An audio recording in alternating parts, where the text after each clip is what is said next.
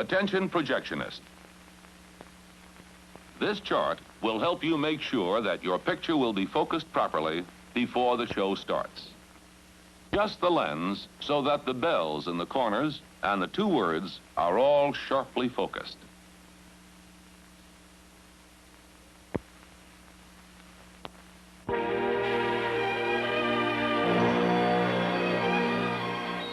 Now adjust the sound volume.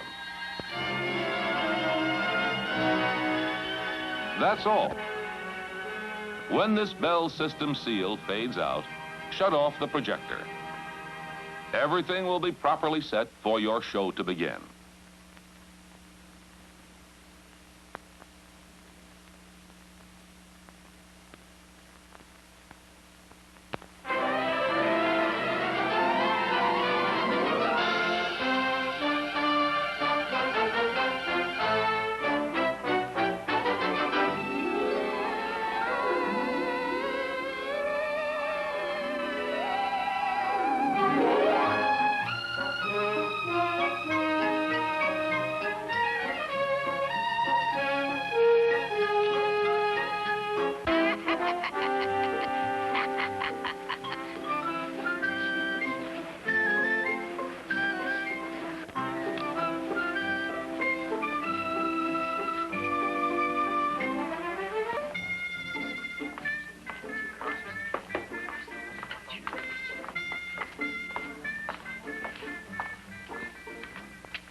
Looks like they're both busy. Let's have a Coke.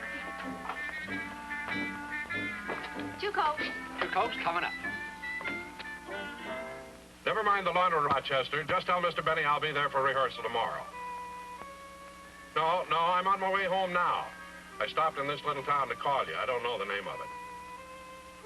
What do you mean, am I lost? I'm not the kind of a man you can lose in a phone booth.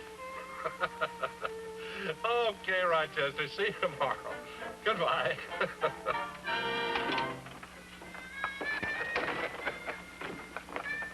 Hey, look, there's Don Wilson. Oh, hello there.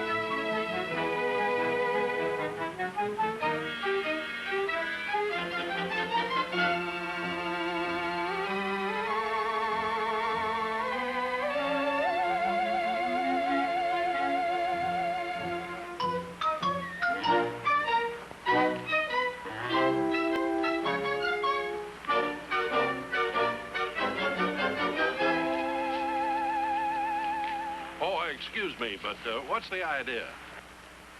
That's a safety sign for pedestrians. Well, I know that, but the boy holding it looks like Charlie McCarthy. Sure, don't he? I've been seeing him all over town. What's the idea? Haven't I seen you someplace before, mister? Well, it could be. But this Charlie McCarthy gang, what's the story behind it? Mister, if I told you, you wouldn't believe it. Oh, come on now. I'll believe it. Scout's honor.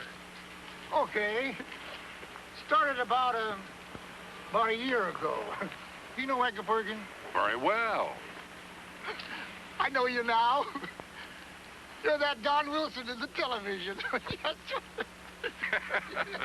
Yes, that's right.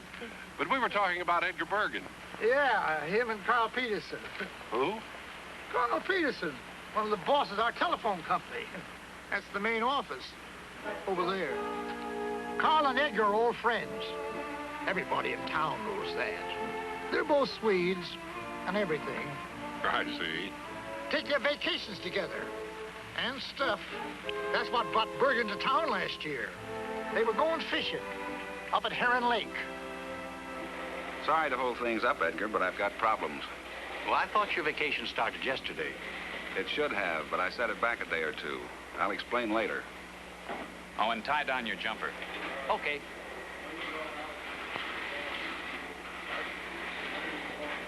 Hello, Larry. Hi, I thought you were on vacation. Any minute now. You remember Edgar Bergen? Oh, I sure do. How are you this trip, Mr. Bergen? If I felt any better, it wouldn't be legal.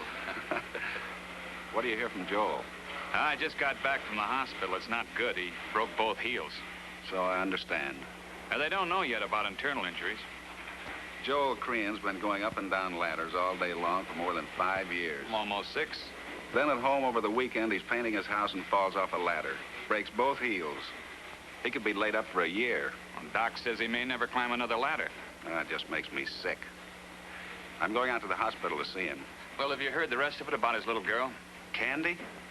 No, was she hurt too? When the ladder fell, why, she got a broken collarbone. She's in the same hospital. Oh, the poor kid. Say, is Charlie with you? He's in the car. Come on, I've got an idea. A fine fishing trip this is. Another benefit. Well, Charlie, we're going to go and see a girl. Really? How old is she? 10 years old. Yes, yeah. Wake me up when she's 16. Well, we're going to cheer her up. You see, she got hurt when her daddy fell off a ladder. Oh, gee. That's too bad. Yeah. Gee. You know, I fell down a whole flight of steps once. Yeah? Yeah. Did you miss a step? No. I hit every one of them. Were you badly banged up? Was I? The ambulance had to make 2 trips. All right. Isn't it amazing how many accidents happen around the house? Every 10 minutes, 6 people fall in a bathtub. Is that right? Doesn't it get awfully crowded? All right.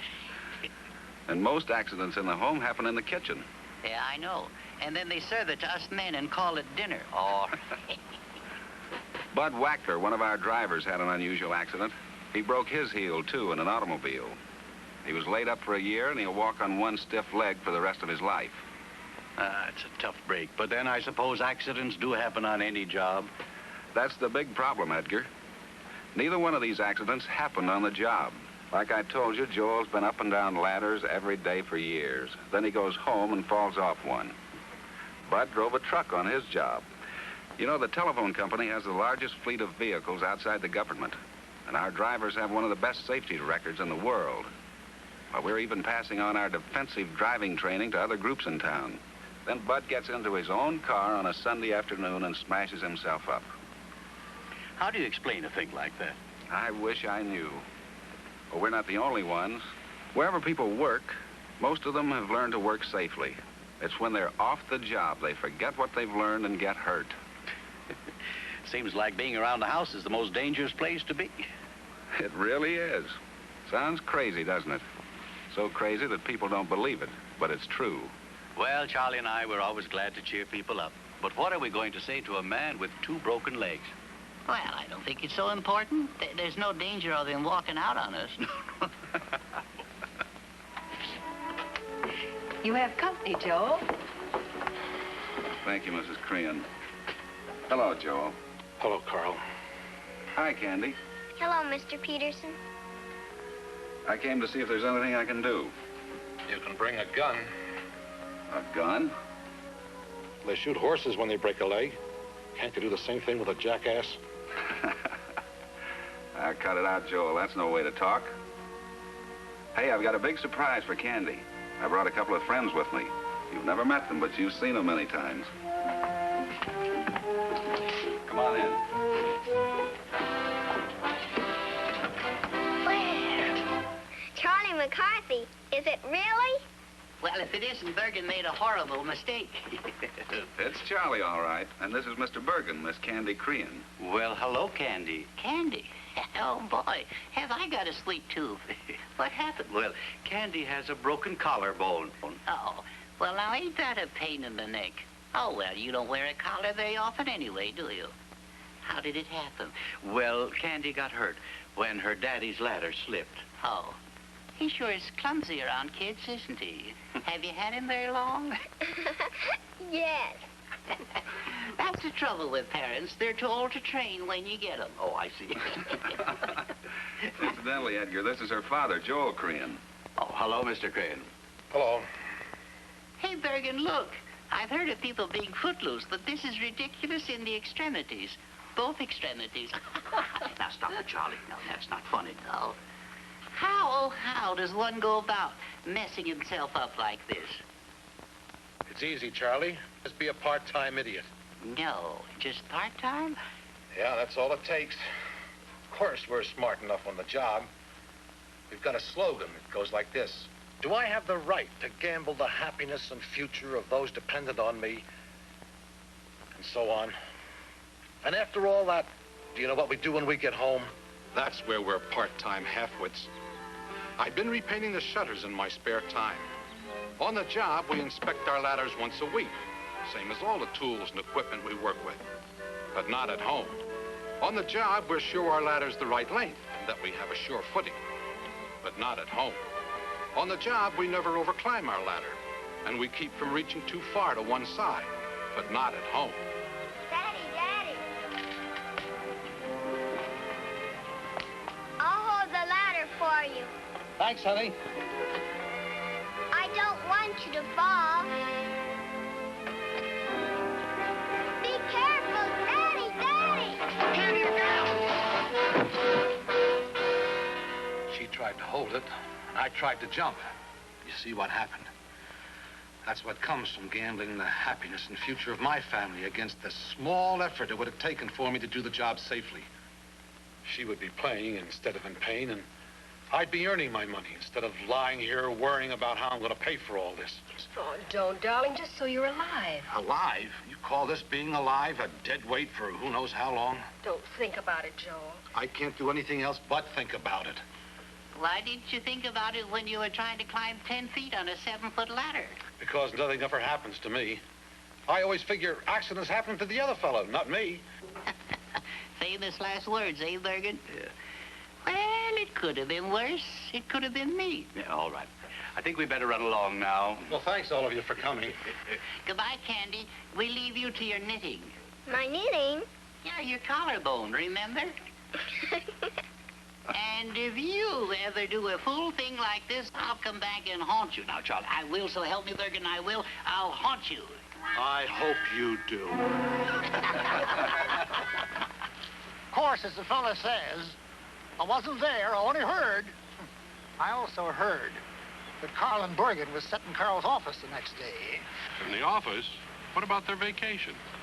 You telling me this story, or am I telling you? Oh, I beg your pardon. Well, as I was saying, I was sitting in the office. There'd been a whole parcel of accidents about that time. And Carl felt he should push back his vacation a few days. He and Bergen were talking about it when Phil Blanton dropped in. Mr. Blanton is Carl Peterson's boss. Carl, I have your first report on Joel Crean. Hello, Edgar. Hello, Phil. Not much of a vacation you fellas are getting. Oh, it's okay. Carl, I almost wish I hadn't asked you to send me these flash reports. I sure hated to see this one on Crean.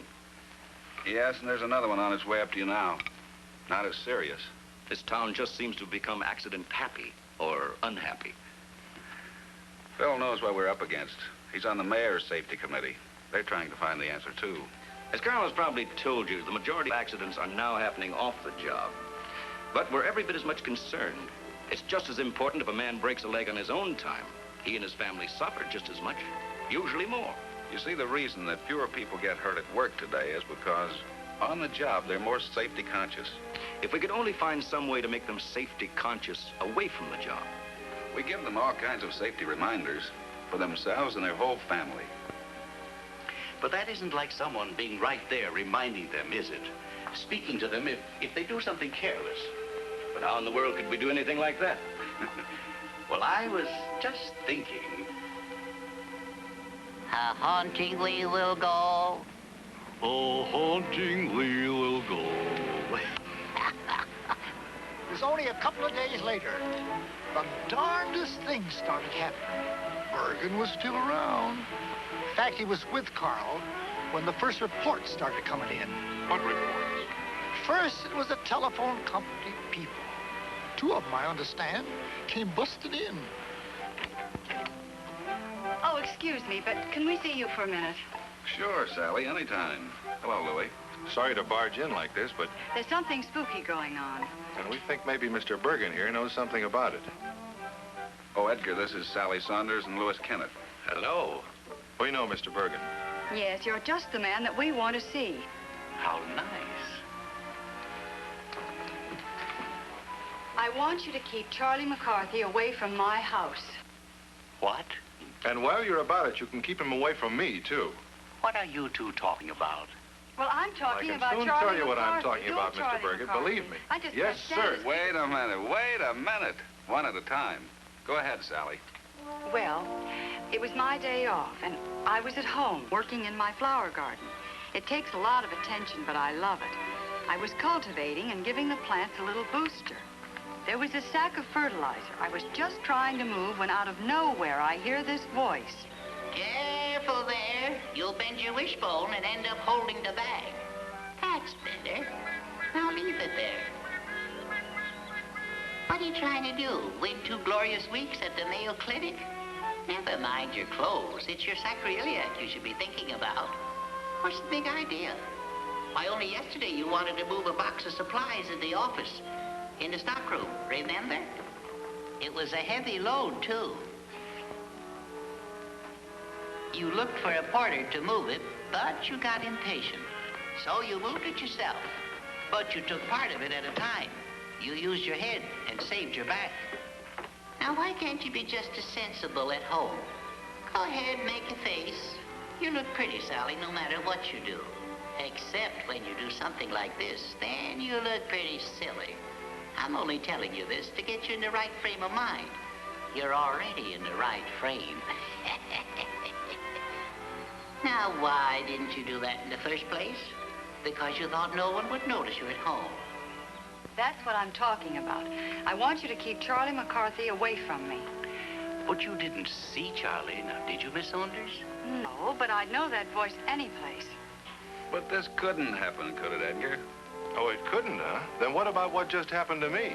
What happened to you? Yeah, wait a minute, Carl. Maybe it'd be better if we didn't hear it. Go ahead, Louis. Well, I'm driving home after work, see? I'm just rolling along, taking it easy. Suddenly, out of the blue, this Charlie McCarthy voice starts blasting at me. Hey, Sleeping Beauty.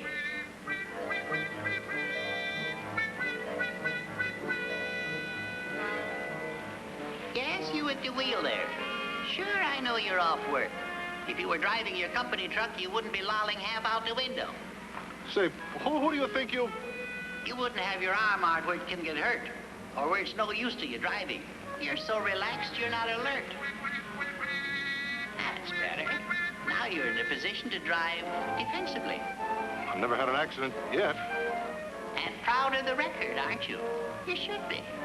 Well, when you move your body from the company car to your own, bring your brains along. Like Sally, I'd know that voice anywhere. Now, I don't know where the little guy is, Mr. Bergen, but would you please shoo him someplace else? Du stackert på att Charlie inte har något record de Chicon. You're on to sit for Charlie for 2 dagar. I beg your pardon? Oh, I beg your pardon. I was just saying that I haven't seen Charlie for 2 days. He's supposed to be on his vacation now. Oh, come on now, Mr. Bergen. He couldn't do that alone. Well, how could he be there and nobody see him? Ah, well, there are many strange talents undreamed of in your philosophy. Take the little-known art of ventriloquism, a talent given to but few, practiced by the Egyptians 200 years B.C., and known to the Greeks as Eurycles. And what is that supposed to mean? It means that your imagination is capable of doing amazing things with a little encouragement. I feel impelled to give you a small-scale demonstration of ventriloquistic phenomena. And now, folks, I want you to meet the smallest and sometimes the sassiest member of the Charlie McCarthy Traveling Stock Company. And her name is Ophelia. There she is. Hello. Ophelia, you're not married, are you? No, I'm not. No. Darn it, no. You're a spinster, I take it. Yes, I'm a spinster, and I can't take it much longer. I tell you, men don't want to get married anymore. Oh, how do you know? Well, I asked them. Oh, I see. I see. Yeah, well, that's life. Well, you know, men are rather slow about marrying. Yeah. That's nature, and I'm afraid you can't change it. I don't want to change it. I just want to get in on it. Do you know any fellas? Well, now, I'll tell you. Let me see. Any particular type? Well, a type that ain't too particular. I see. Yeah. I don't care much. Say, who's that? Oh, that's our telephone repairman. Oh, just the man I want to see. I want you to come up and fix my phone. Well, what needs to be done? Come on up. I'll think of something. There's a lot of other people outside to see you, Mr. Peterson. You and Mr. Bergen. Oh? Yes, Eve. Mr. Peterson, something strange has been happening, and I thought you should know about it. Oh, Eve Tannen, this is Edgar Bergen. How do you do, Mr. Bergen? Sit down, Eve. Now, don't tell me Charlie's been bothering you, too. Charlie who? Oh, I'm sorry. As you were saying... I've been bothered by someone with a nasty little voice. Who's got a nasty voice? Who said that? Where is she? She's followed me here. You mean that's the voice you heard at your house? Right in my kitchen. You know, working and keeping house, too, keeps one pretty busy. Well, right when I'm the busiest, this voice starts kidding me. Look out there.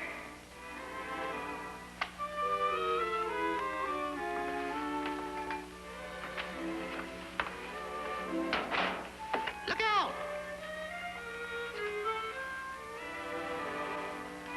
I didn't mean look out the window. I mean look out the... Oh, never mind. How long are you going to play footsies with that? You don't fool around when you're on the job. I saw you just today. You were busy then, too. But you didn't miss a trick. When a girl dropped her pencil, you had it practically on the first bounce, so no one could slip and fall on it. You think it's fun falling at home?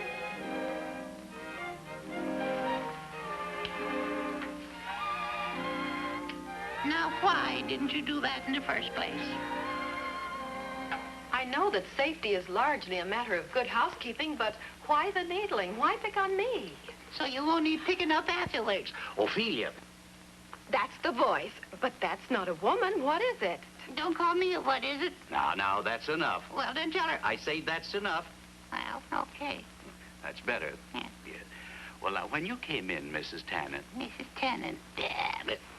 I didn't say anything. All right. I was explaining to these people how it's possible for a voice to become disembodied and even migratory. He means we can go around scaring the heck out of people. Well, that does it, Ophelia. Well, it was Charlie's idea. He said it was for your own good. Yeah?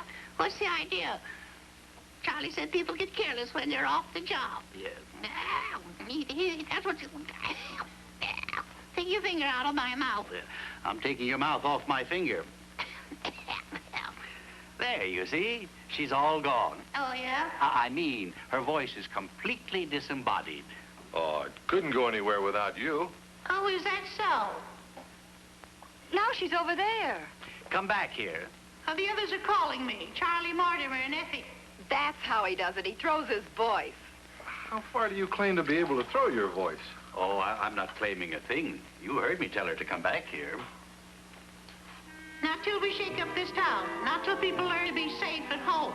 Bye-bye, Mr. Bergen. See you after vacation. Now she's gone.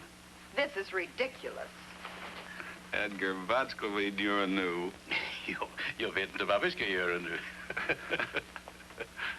When two Swedes get together, they're bound to talk Swedish. The whole thing's crazy. It's unbelievable. Hold on now. You gave me your word. Oh, I believe it all right. I just said it's unbelievable. Okay, then. What happened after that? Everything. Every doggone, blasted, you tell me, darn tootin' thing. All over the town. Out in the country. People started getting visitations. Not just the telephone people. Everybody. Like a fella that was mowing his lawn with one of them power mowers. What won't they think up next? I always say. Of course, you have to empty the grass catcher once in a while. And that's when this fella starts hearing things.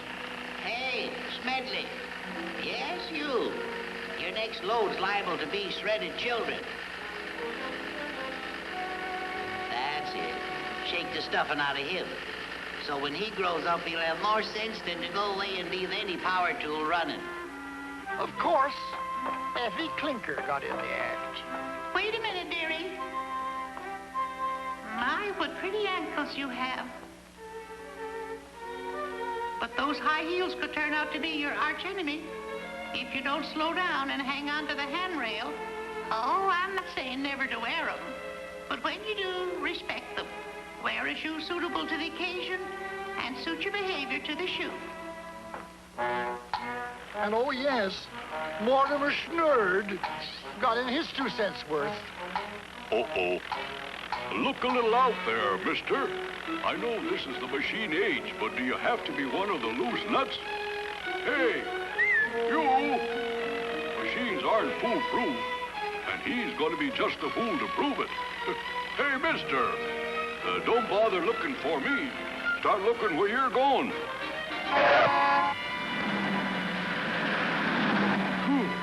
You see? You knew all the time what you were supposed to do, and you didn't do it. How can you be so stupid? That's what everybody discovered. That everybody knew better all the time, even the kids. Now, you know better than that, Jay. And I do mean Jay Walker. When people stop being careful, they are liable to stop being people. The next time you start across the street in the middle of the block, I'll tie you up by your thumbs, not your sweater. Now go to the corner and do it right. Now, don't ask me if all these people heard all these voices or not. Sometimes I figure someone just started the whole thing as a joke. First, you know, everybody's imagining. Just like flying saucers. Could be their conscience. Sure it could. All I know for sure is Charlie McCarthy is the patron saint of our town. There's another one of him over there. Don't guess you noticed that one yet. A regular statue. Yep. The Mayor's Safety Committee decided he was most responsible for changing the town's safety habits.